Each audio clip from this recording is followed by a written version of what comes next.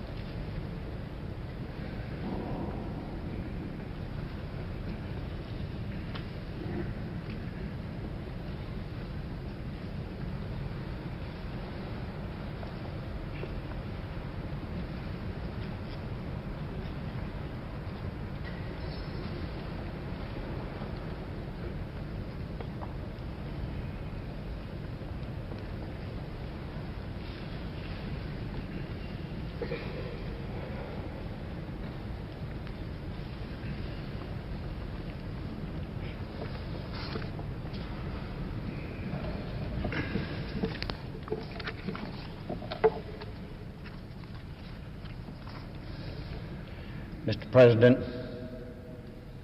Mrs. Johnson and family, my colleagues, and my fellow Americans. Lyndon Baines Johnson was a president for the people. Working for the people came easily and naturally to his presidency. It was the fulfillment of a career as Texas National Youth Administrator, Congressman, Senator, and Vice President. When I was elected in 1963 to the 10th Congressional District seat of Texas that Lyndon Johnson filled in 1937, I sought his advice. He gave me one guiding principle, then and always later. He said, "Congressman, when you vote for the people." This was the same principle that guided Lyndon Johnson's public life. Wherever he served, we were struck by the bigness of this man. His energy, his drive, his ambition, his quest for perfection in all he did and in all he asked us to do. His demand for the best within us was relentless. He persuaded, he cajoled, and he drove us until we fulfilled potentials we never knew we had. And when we did our best, he wrapped his long arms around us, for he loved us, and he wanted us to do our best and to see our country at its best. To those of us who were closest to him from the start, we understood him, for we were his boys. He meant to us what the great Sam Rayburn meant to him, and what Franklin Roosevelt meant to both of them. We could sense even then the reach for greatness deep within this man. We were joined by dozens, then hundreds of young men and women that Lyndon Johnson gathered around him over the course of his public life, not simply to serve him, but to help him achieve his vision of America. His ambition for himself was as nothing compared to his ambition for America. As hard as he drove America towards this vision and asked us to work for a great society, he gave more of himself to that goal than he ever asked of any of us. As a young man, he experienced poverty and witnessed discrimination. He learned firsthand about drought and parched earth, about stomachs that weren't full and sores that weren't healed. He brought water and electricity and housing to the congressional district he served. As a congressman, he knew what it was like to be a poor farmer, a working man without a job, a black, a Mexican American. And he set about changing life for the disadvantaged among his constituents. As Senator and Vice President, he saw that it was just as difficult to be poor or unemployed or black or brown in the big cities of the Northeast and the West Coast as it was in Central America, Central Texas. His presidency changed America for the good, and America will never be the same. In 1964, the people gave him the greatest vote of confidence any president had received in our history. In turn, he voted his presidency for the people. Medicare became the right of every older American rather than a dream. He authored the first elementary and the secondary education act in our nation's history, and the Head Start program that bears Mrs. Johnson's influence. He did these things to give every American child the opportunity to go to school and develop his talents to the fullest. He saw the landscape ravaged by American technology, and he loved and he moved to clean our air and our water, to protect our land, and to turn the brilliance of that technology to the restoration of our natural environment. He knew well what that technology could do, for he guided our space program as Senator, Vice President, and President until America placed the first man on the moon. Lyndon Johnson was proudest of his achievements in the field of civil rights. The 1964 Civil Rights Act, the granddaddy of them all, which opened public accommodations and jobs to all Americans regardless of color, and the 1968 Fair Housing Act, which gives every American regardless of his color the right to live in any house he can afford. By his own testimony, Lyndon Johnson's greatest achievement in civil rights was the Voting Rights Act of 1965. As he said shortly before he left the White House, it is going to make democracy real. It is going to correct an injustice of decades and centuries. I think it is going to make it possible for this government to endure, not half slave and half free, but united. He waged the war he loved, the war on poverty, with more energy and imagination than all the presidents who preceded him. He gave even more of himself to his efforts to end the war he hated, the war in Vietnam. Before he left office, he opened the negotiations in Paris, which last night culminated in the peace agreement he wanted so much. However history may judge Lyndon Johnson's foreign policy, that too was directed by his desire to help all the people. He saw foreign assistance not as a military program, but as a program to feed and clothe, to heal and to educate the disadvantaged people of the world. His concern in Southeast Asia was for the people of Vietnam, North as well as South, and he offered the resources of this nation to help build both countries. He devoted his life to working toward the day when there would be no second-class citizenship in America, no second-class opportunity, no second-class justice at home, no second-place status in the world for our ideals and benefits. Theodore Roosevelt once said, "It is far better to dare mighty things and to enjoy your hour of triumph, even though it may be checkered occasionally by failure, than to take stock with those poor spirits who neither enjoy much nor suffer much, because they live in a gray twilight that knows neither victory nor defeat." Lyndon Johnson never lived in a gray twilight. He experienced and appreciated the joy of the democratic process when it served to enrich the lives of the people. And he suffered with the people when that process did not serve them soon or well enough. His was a time of turbulence because it was a time of dramatic change. But he never saw that change as a time of collapse and deterioration. He put it best himself when he said, "The old is not coming down. Rather, the troubling and torment of these days stem from the new trying to rise into place."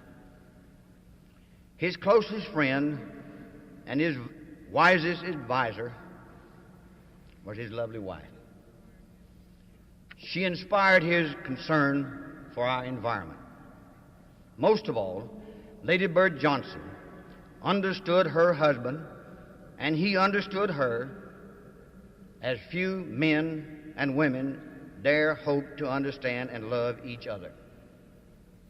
It is no wonder that their daughters, Linda Bird and Lucy, brought so much credit to their family and to our country, for they came out of this beautiful bond and were privileged to share in this close and loving relationship.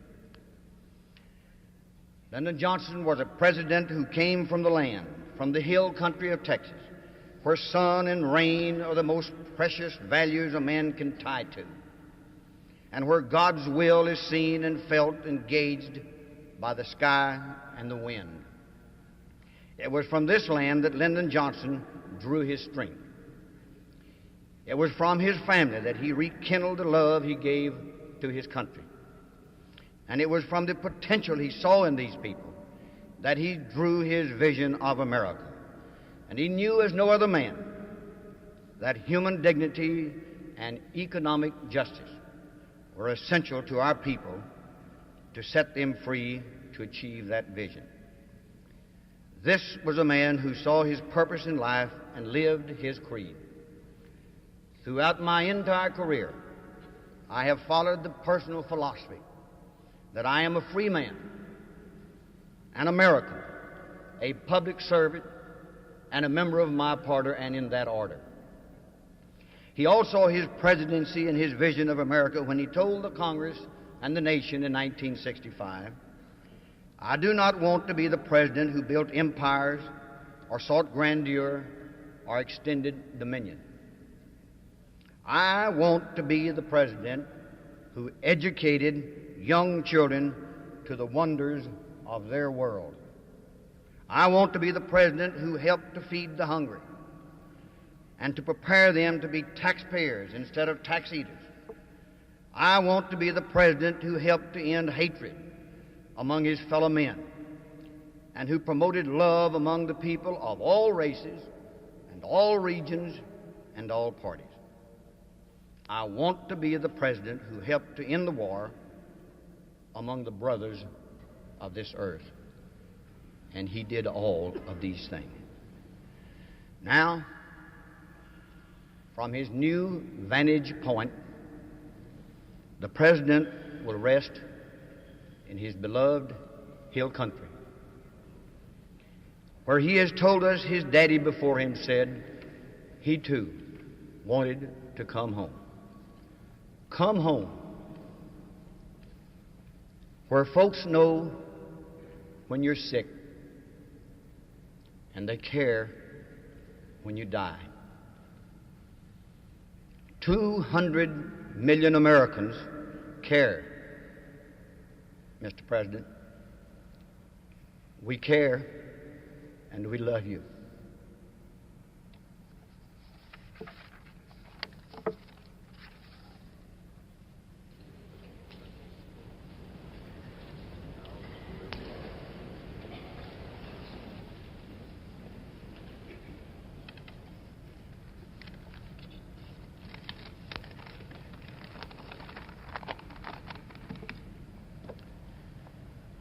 A home on the bank of the Pedernales in the beautiful hill country of Texas, surrounded by his beloved family and the friends with whom he so fully shared his warm and generous spirit. A home in this place where we are gathered today, in the Congress which was his life for so long, filled with friendships enlivened by that political debate which is the lifeblood of a free society, but friendships cemented by the common task of ensuring that the public business somehow go forward at the end of the day. A home for more than 5 years at the summit of responsibility and not necessarily of power.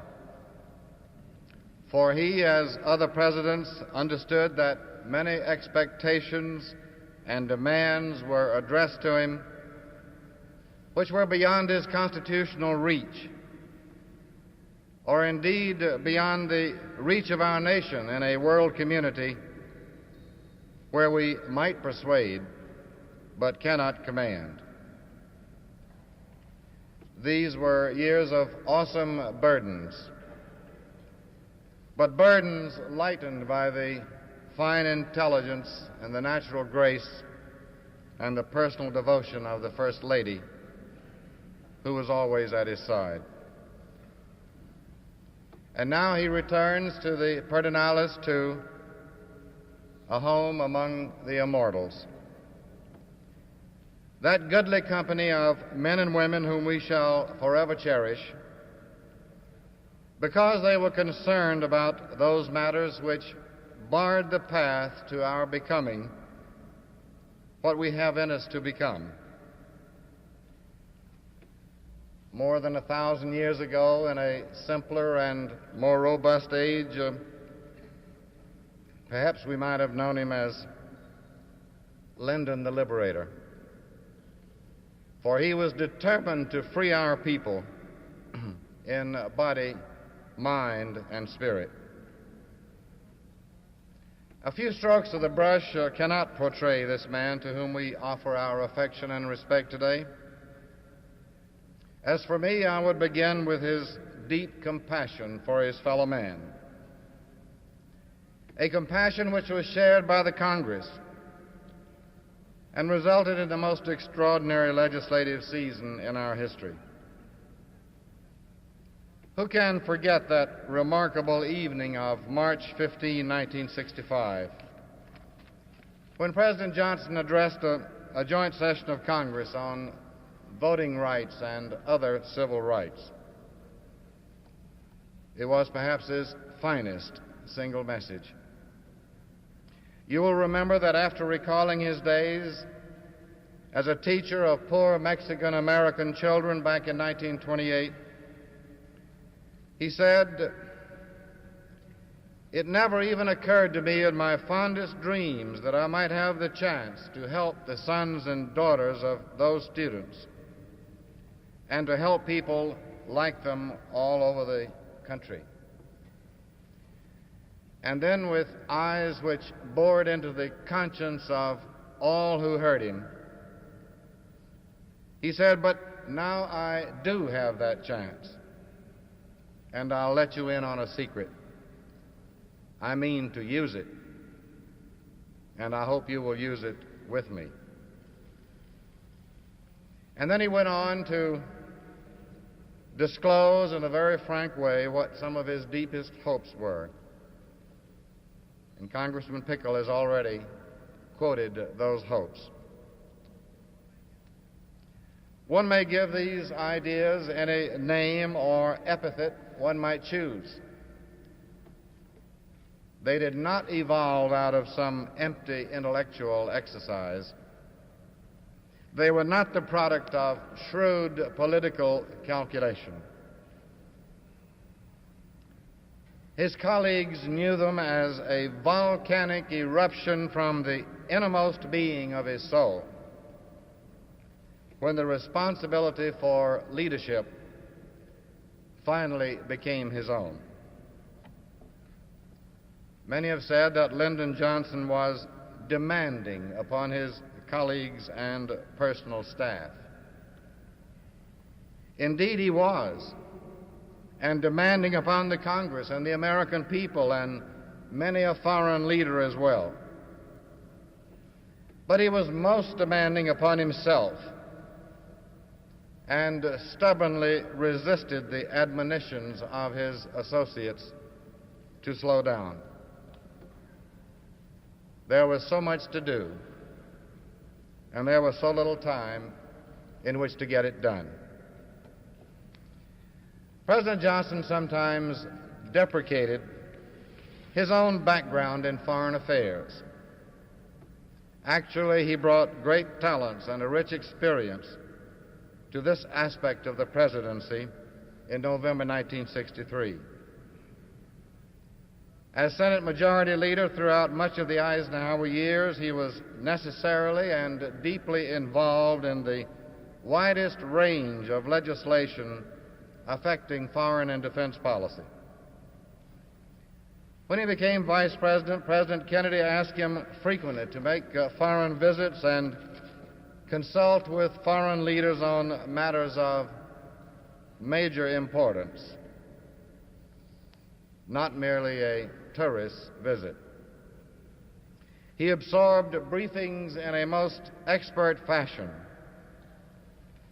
and with a powerful intellect went directly to the heart of the issues under discussion. And as many present know, he was always formidable in negotiation or persuasion. He had a special ability, perhaps learned in the Senate, to begin his consideration of a problem by putting himself in the other fellow's shoes in an attempt to understand which answers might be possible. He had a personal code of relations among political leaders which did not permit him or his colleagues to engage in personal vilification aimed at foreign leaders, however deep the disagreement might appear to be. Today's writers are inclined to discuss Lyndon Johnson almost solely in terms of Vietnam, in such questions as whether he did too much or too little in that tragic struggle. The historian will take a broader view and weigh such things as the consular and civil air agreements with the Soviet Union, the Non-Proliferation Treaty, our space treaties, his East-West trade bill, the beginnings of the SALT talks, and many other initiatives aimed at building the peace. He had a very special and affectionate feeling for the nations of the Western Hemisphere. He used to say to us, "This hemisphere is where we live. This is our home. These are our neighbors. We must start with our own neighborhood." Mr. President, last evening you made some moving remarks about President Johnson in your brief address to the American people. We congratulate you on the substance of that address and give you our best wishes for the weeks and months ahead. I mentioned 2 points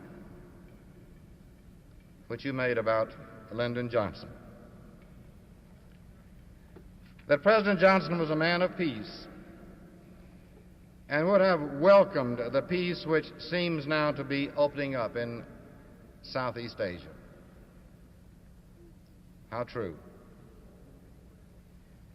And he would indeed have joined you, Mr. President, in paying tribute to those millions of gallant and dedicated men in uniform whose service and sacrifice opened the way for the peace which is before us. In his last State of the Union message to the Congress, his final sentence was, "But I believe that at least it will be said that we tried." Ah, yes, he tried with reckless disregard for his own life. And then in the final chapter of his book, when he was reflecting upon how it looked to him as he returned to that ranch which he loved so much, his final sentence was, "And I knew also that I had given it everything that was in me." As time passes, the world will increasingly acknowledge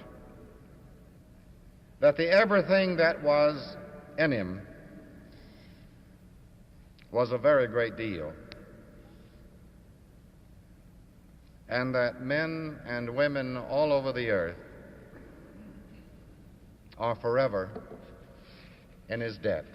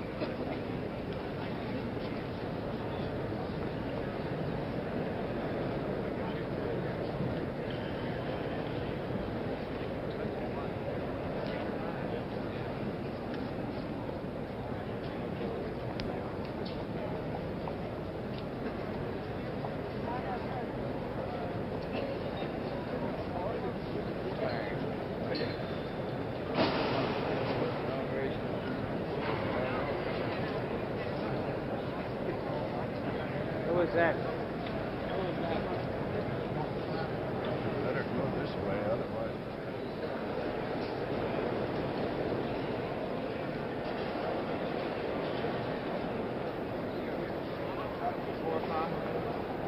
Would you be there maybe an hour from now? Right.